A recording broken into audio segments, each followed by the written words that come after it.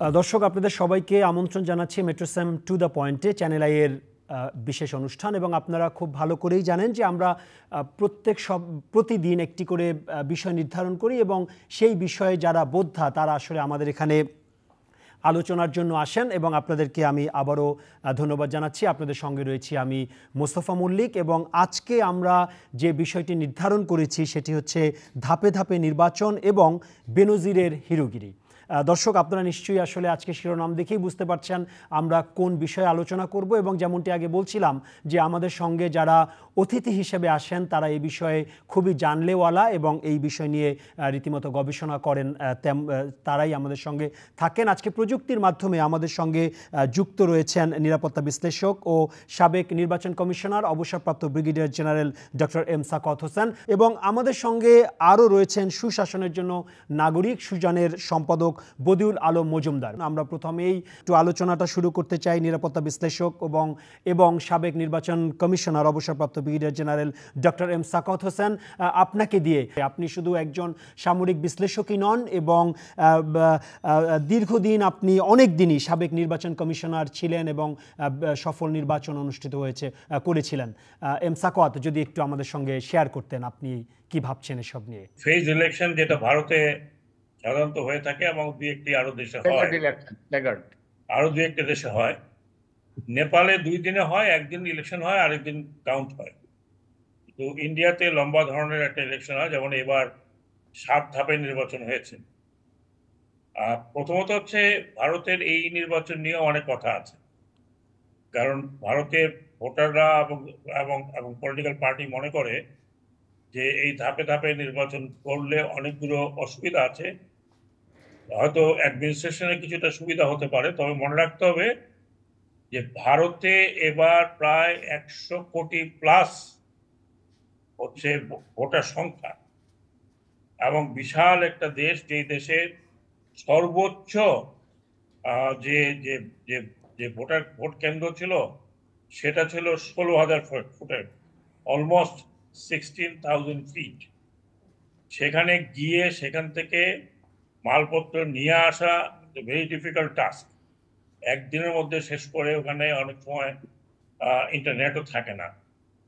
তো সেটা তাদের পরিপ্রেক্ষিতে ওটা এবার 7টা ধাপে হওয়াতে ইলেকশন কমিশন অনেক ক্রিটিসিজমের মধ্যে আসছে।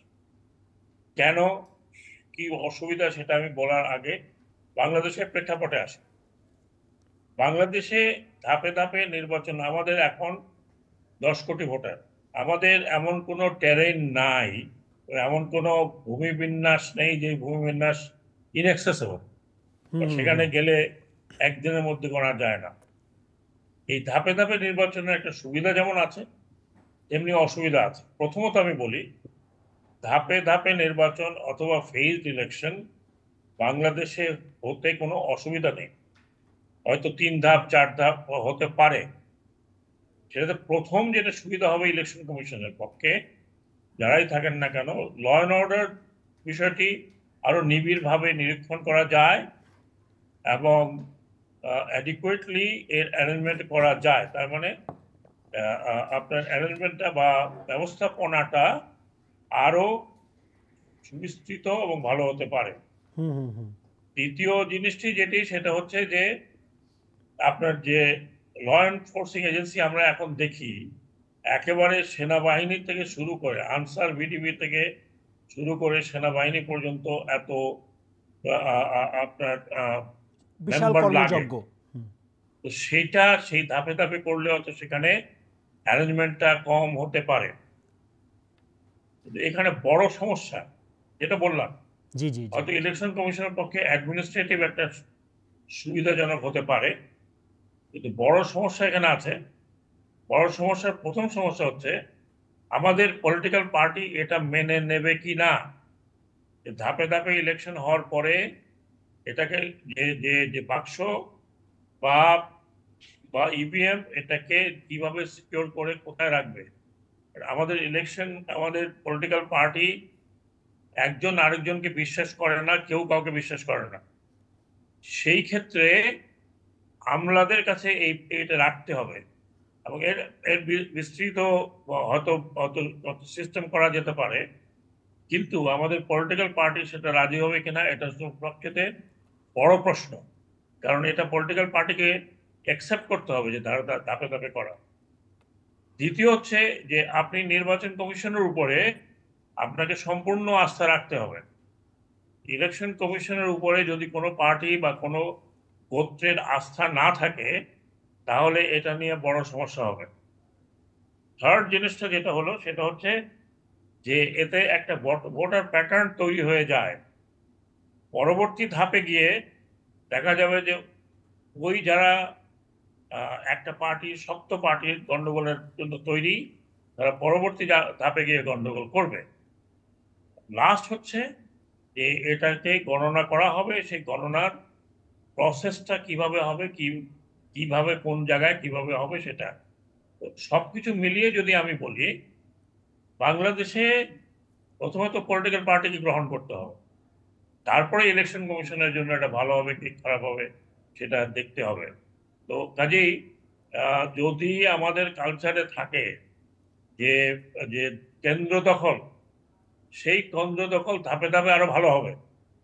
তার কারণ হচ্ছে যে একদিনে কত লোককে দিয়ে আপনি কেন্দ্র দখল করাবেন, কতগুলো, আর তা যদি আপনি ধাপে ধাপে করেন তখন দেখা যাবে যে এক জায়গার থেকে আরেক জায়গার লোক আসে আরো জড়ো হয়েছে।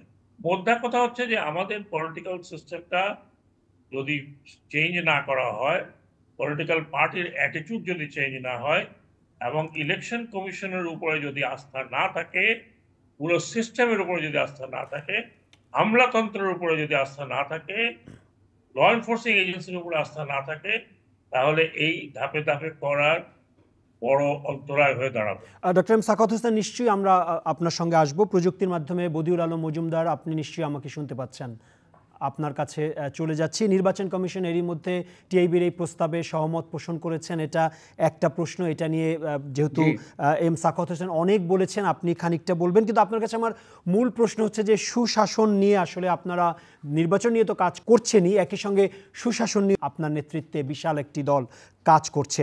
এবং আমাদের আজকের এই অনুষ্ঠানের আরেকটি শিরোনাম ছিল বেনজিরের হিরোগিরি, এবং আপনি নিশ্চয়ই বিষয়টি জানেন, আমি আর খোলসা করে আমি বলছি না। যেখানে বলা হয় জলে, স্থলে, পাহাড়ে এমন কোনো জায়গা নেই, নদীতে, নদীর ভেতরে, বোট ক্লাব, সব জায়গায় টিভি চ্যানেল ছিনতাই, পত্রিকার পাতা মানে পত্রিকা, সব কিছু মিলে এক কথায় একটা বড় শিল্প প্রতিষ্ঠানের, শিল্প গ্রুপের এ ধরনের সম্পদ আছে কিনা আমি জানি না, কিন্তু এক বেনজিরের আছে। সবার নেতৃত্বে, সবার সামনে, তারও ঊর্ধ্বতনদের সামনে এই যে হিরোগিরি বা দাদাগিরি যাই বলি না কেন, কিভাবে সম্ভব একটু বলবেন বদিউল আলম মজুমদার? প্রথমে এই যে ধাপে ধাপে নির্বাচন কিংবা এটাকে ওই যে ফেজ নির্বাচন কিংবা স্ট্যাগার্ড নির্বাচন বলা হয়। তো এটার ইংরেজিতে একটা কথা আছে, don't fix something unless it's broke. যে একটা জিনিস যদি ভেঙে না যায় তাহলে এটাকে আপনি নতুন করে মেরামত করার দরকারটা কি?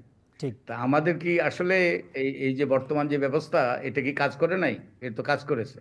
আমরা অন্তত 4টে নির্বাচন দেখেছি যেখানে সুষ্ঠু নির্বাচন হয়েছে এবং দিনের নির্বাচন করে ফলাফল দেওয়া সম্ভব হয়েছে। যদিও আমাদের রাজনৈতিক সংস্কৃতির কারণে অনেক অনেক দলই এ ব্যাপারে অভিযোগ তুলেছে, কিন্তু আমাদের দেশে একদিনে নির্বাচন করা এবং একদিনে নির্বাচন করে সুষ্ঠু নির্বাচন করা, এর মাধ্যমে ফলাফল ঘোষণা করা সম্ভব। তো এখন সমস্যাটা কি? কেন আমরা সেটা তো প্রমাণিত, আমরা তো দেখেই এই এসেছি। ব্যবস্থাটা ভেঙে যায়নি। দাবি করছি মূল সমস্যা হলো আস্থার সংকট।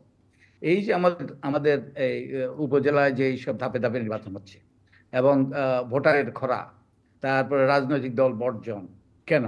এর কারণ হলো আস্থার অভাব, আস্থার সংকট, নির্বাচনী ব্যবস্থার উপর আস্থার অভাব। ভোটারদের মধ্যে ভোটাররা কোনো বিশ্বাস নেই এই নির্বাচনী ব্যবস্থার উপর। ভোটারদের অনেকে ধারণা করে যে তারা ভোট দিতে গেলে ভোট দিতে যেতে পারবে কিনা, গেলেও ভোট দিতে পারবে কিনা, ভোট দিলেও সেটা গণনা হবে কিনা, ওইটাই বলে যে ভোটটা আগে থেকে দেওয়া হয়ে যাবে কিনা। হ্যাঁ, এক্স্যাক্টলি। এবং একই সাথে, এবং এটা কেন হয়েছে? কারণ এই যে প্রতিষ্ঠানগুলো, যে আমাদের নির্বাচন কমিশন, প্রশাসন, আইন শৃঙ্খলা রক্ষাকারী বাহিনী, এদের পক্ষপাতিত্ব, এদের উপর আস্থাহীনতা। তো এইটা হলো আমাদের মূল কারণ। আর এই যে ভোটের খরা, এবং এই জন্যই কিন্তু রাজনৈতিক দলও বর্জন করছে। বদিউল আলম মজুমদার, এটা নিয়ে আসলে কারণ আমরা তো আলোচনা করবই। প্রতিষ্ঠানের উপর আস্থা নেই, নির্বাচন ব্যবস্থা নেই। জি জি, আপনি যদি তাহলে আমাদেরকে তাহলে একটু আমি আসছি একটু আপনার পরেরটা। আস্থার সংকটের কারণে এটা আমাদের দেশে কাজ করবে না, এবং এটা অযৌক্তিক, অবাস্তব, অবান্তর আমি মনে করি এই এই এই প্রস্তাব। আর আচ্ছা পুলিশ প্রধান উনি তো আলাউদ্দিনের চেরাগ নিয়ে উনি জন্ম তো গ্রহণ করে নাই, আলাউদ্দিনের চেরাগ পেয়েছেন উনি। কোথা থেকে পেলেন সেটাই আজকে প্রশ্ন। এবং কারা এই চেরাগ, আলাউদ্দিনের চেরাগ ব্যবহার করতে তাকে সহায়তা করলো, সহায়তা করে তিনি যে অঢেল অর্থের, অঢেল সম্পদের মালিক হলেন, শুধু তাই নয়, এই আলাউদ্দিনের চেরাগ বলে তিনি উধাও হয়ে গেলেন। এই যে এটা তো অবিশ্বাস্য, অকল্পনীয়। আমাদের একটা দেশে যদি সামান্যতম, ন্যূনতম যদি জবাবদিহিতা থাকে, স্বচ্ছতা থাকে, গভর্নেন্সের আপনি কথা বলছেন, গভর্নেন্স মানে আইনের শাসন, গভর্নেন্স মানে স্বচ্ছতা, গভর্নেন্স মানে সুশাসন, মানে আইনের শাসন, স্বচ্ছতা, জবাবদিহিতা, মানুষের অধিকারগুলো যদি সামান্যতম থাকতো, তাহলে এটা কোনোভাবেই সম্ভব ছিল না। আর তিনি যে বড় বড় পদে ছিলেন, এবং আহ, এই যে তিনি যে এইসব কাজ করেছেন, আহ, এই কথা কি অন্যরা জানতো না? তার যারা ঊর্ধ্বতন কর্মকর্তা তারা কি জানতেন না?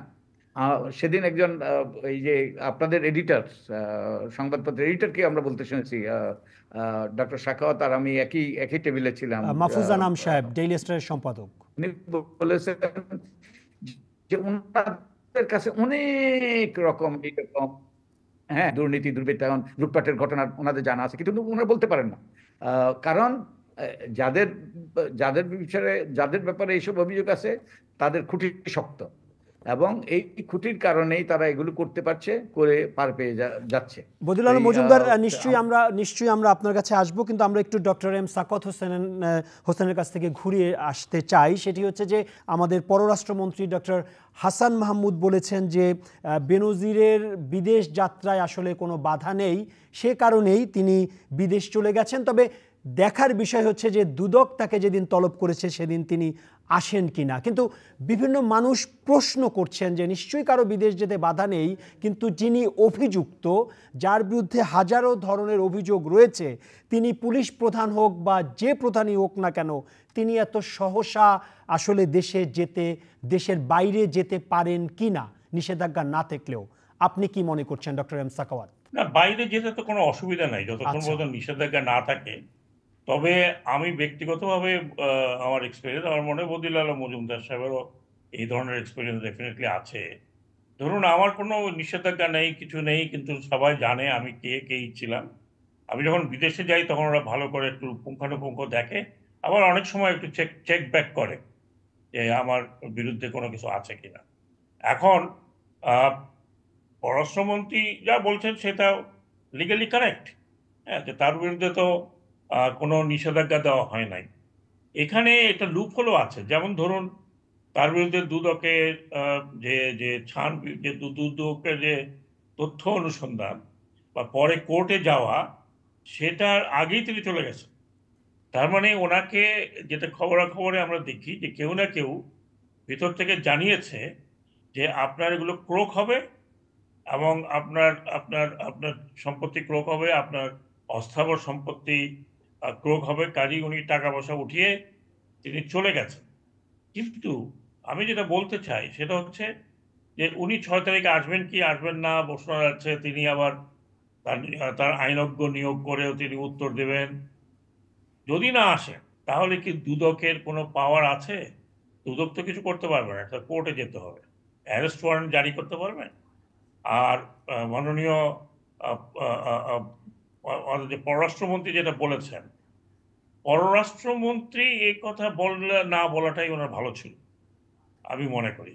এটা এক কারণ প্রশ্নের জবাবে, সাংবাদিকদের প্রশ্নের জবাবে বলেছেন। হ্যাঁ, উনি হয়তো বলতে পারতেন যে আমি ঠিক জানি না, আমাকে এটা এটা এটা এটা অ্যাকচুয়ালি এটার উত্তর দেওয়ার কথা স্বরাষ্ট্রমন্ত্রী। জি স্বরাষ্ট্রমন্ত্রী, এখন স্বরাষ্ট্রমন্ত্রী মহোদয় বলেছেন আমি বলতে পারবো না। কেন স্বরাষ্ট্র প্রতিমন্ত্রী বলতে পারবেন না? তারই তো আন্ডার, স্বরাষ্ট্রমন্ত্রী বলতে পারবেন না কারণ তারই আন্ডারে তো আপনার ইমিগ্রেশন। ইমিগ্রেশন পুলিশ বলেন, ইমিগ্রেশন সিস্টেম বলেন, তারই আন্ডারে। এখন যে অনেক কিছু বেরোচ্ছে, তাহলে সেইগুলোর ইনভেস্টিগেশনও তো প্রয়োজন। সেগুলো ইনভেস্টিগেশন করতে গেলে পুরা সিস্টেমের ইনভেস্টিগেশন হয়ে যাবে। যেমন পাসপোর্টের কথা বেরোচ্ছে, চিটাগং হিল ট্র্যাক্টে তিনি জমি নিয়েছেন, এটা নিতে পারেন না। আপনার এই শান্তি ট্রিটির পরে এই ধরনের ভাবে আপনি নেওয়া সম্ভব না। তাহলে ওইখানকার ডেপুটি কমিশনার বা ওইখানকার যারা ছিলেন তারা কি করেছেন? তো অনেক প্রশ্ন প্রতিদিনই জমা হচ্ছে। এখন উনি বিদেশে চলে গেছেন, তাকে চলে যেতে বলা হয়েছে কোনো কোয়ার্টার থেকে। তারপরে কি হবে সেটার উপর আমাদেরকে ডিপেন্ড করতে, উনি কি ফিউজিটিভ ডিক্লেয়ার হবেন কিনা সেটার উপরে, সেটা দেখতে হবে যে তিনি তার উপরে কি ধরনের ব্যবস্থাপনা হয় এরপরে। আমরা আমরা আসছি ডক্টর এম সাখাওয়াত। বদরুল আলম মজুমদার, নিশ্চয়ই আপনি শুনতে পাচ্ছেন আমাকে। বদরুল আলম মজুমদার, যে প্রশ্নটি আপনাকে করতে চাই সেটি হচ্ছে যে ন্যূনতম জবাবদিহিতা এবং সুশাসন যদি থাকে, তাহলে একজন সাবেক আমলার, সেটা পুলিশ প্রধান হোক বা সেনা প্রধান হোক বা যে কেউ হোক, সম্পাদক হোক, এত মানে আমরা যেটা বলি যে রগে রগে দুর্নীতি, এটা আসলে সম্ভব কিনা? আপনি কি মনে করেন প্রত্যেকটা জায়গায় আইনের লঙ্ঘন হয়েছে কিনা? সাবেক পুলিশ প্রধানের কথা বলছি। নিঃসন্দেহে এই যে উনি প্রাইভেট চাকরি করেন, এই ঘোষণা দিয়ে তিনি পাসপোর্ট নিয়েছেন, এটা তো পাসপোর্ট আইন। আমি নিশ্চিত আরো অনেক আইন আছে যার সুস্পষ্ট লঙ্ঘন, এর জন্য তার জেলে যাওয়া উচিত। এবং উনি সর্বোচ্চ পুলিশের প্রধান, সর্বোচ্চ পদাধিকারী, এবং তিনি র্যাবের প্রধান ছিলেন। এবং তিনি পদে পদে দুর্নীতি করেছেন, জালিয়াতি করেছেন। এই যে মানুষকে উনি তো যেসব জায়গা জমি কিনেছেন, তথাকথিত ক্রয়, এগুলো তো তিনি জোর করে কিনেছেন, তাদেরকে হুমকি দিয়ে বিভিন্ন ভাবে চাপ সৃষ্টি করে তিনি করেছেন। বদিউল আলম মজুমদার, একটু যুক্ত করতে চাই, সেটি হচ্ছে যে গত পরশুদিন সামাজিক যোগাযোগ মাধ্যমে আমাদের একজন জনপ্রিয় মানুষ ডক্টর আব্দুল নূর তুষার, তার একটি ফেসবুক স্ট্যাটাস আমাদের অনেকেরই চোখে পড়েছে। তিনি বলেছেন যে মুনিবের যদি এত অর্থ থাকে তাহলে মালিকের অর্থের পরিমাণ কত বেশি, এটা আসলে অনুমান করা যায়। যদিও এটার ব্যাখ্যা বা অনুসন্ধানে আব্দুল নূর তুষার কি বলতে চেয়েছেন সেটা আসলে অনুসন্ধান করা হয়নি, কিন্তু তার চেয়ে উপরের মানুষও তো আছেন। তাহলে কি আমরা অনুমান করতে পারি এটা দেখে যে আসলে অনিয়মটা আসলে কোথা থেকে কোন পর্যন্ত? আমাদের এই যে লুটপাটের মাফিয়া চক্র, যেভাবে পারছে সেভাবে লুটপাট করছে, এবং এরা লুটপাট করে পার পেয়ে যাচ্ছে কারণ তাদের পৃষ্ঠপোষকতা আছে। এবং আমাদের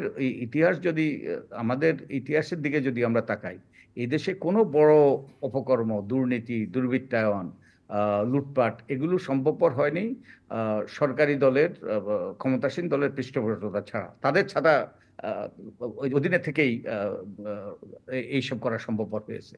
তো আমার মনে হয় এটা বলার অপেক্ষা করে না। আব্দুল নূর তুষার যেটা বলেছেন যে এই যারা চাকুরে, তাদের যদি অবস্থা হয় তাহলে আমরা এই অবস্থার যদি বিহিত না হয়, তাহলে বাংলাদেশটা হয়ে যাবে লুটের মাল। ইনফ্যাক্ট হয়ে গিয়েছে লুটের মাল। এখন এবং এই লুটপাট করছে কারা? যাদের ক্ষমতা আছে, প্রভাব আছে, প্রতিপত্তি আছে, যারা বিভিন্নভাবে বল প্রয়োগ করতে পারে, সেটাই। এবং এটাও একটা সুস্পষ্টভাবে আইনের লঙ্ঘন, সুশাসনের লঙ্ঘন। সুশাসনের যে বৈশিষ্ট্য, যে বল প্রয়োগের ক্ষমতা একমাত্র সরকারের, কিন্তু এই বিভিন্ন প্রভাবশালী ব্যক্তিরা বল প্রয়োগ করছেন, বল প্রয়োগ করে বিভিন্নভাবে অপকর্ম করছেন, এবং বল প্রয়োগের মাধ্যমে তারা নিজেদেরকে বিত্তশালী করছেন এবং অনেক রকম অন্যায় করে পার পেয়ে যাচ্ছেন। এবং নিঃসন্দেহে এগুলো সুশাসনের ভয়াবহ লঙ্ঘন। বদিউল আলম মজুমদার, আপনাকে অসংখ্য ধন্যবাদ জানাচ্ছি সাবেক ব্রিগেডিয়ার জেনারেল নিরাপত্তা বিশ্লেষক ডক্টর এম সাখাওয়াত হোসেন এবং সুশাসনের জন্য নাগরিক যে সম্পাদক বদিউল আলম মজুমদার, আপনাকে তো ধন্যবাদ জানালামই। একই সঙ্গে ধন্যবাদ জানাচ্ছি দর্শক আপনারা যারা আমাদের সঙ্গে রয়েছেন। আমাদের আজকের শিরোনাম ছিল ধাপে ধাপে নির্বাচন এবং বেনজিরের হিরোগিরি। এসব নিয়ে আমরা আলোচনা করলাম, দীর্ঘক্ষণ আমাদের সঙ্গে ছিলেন।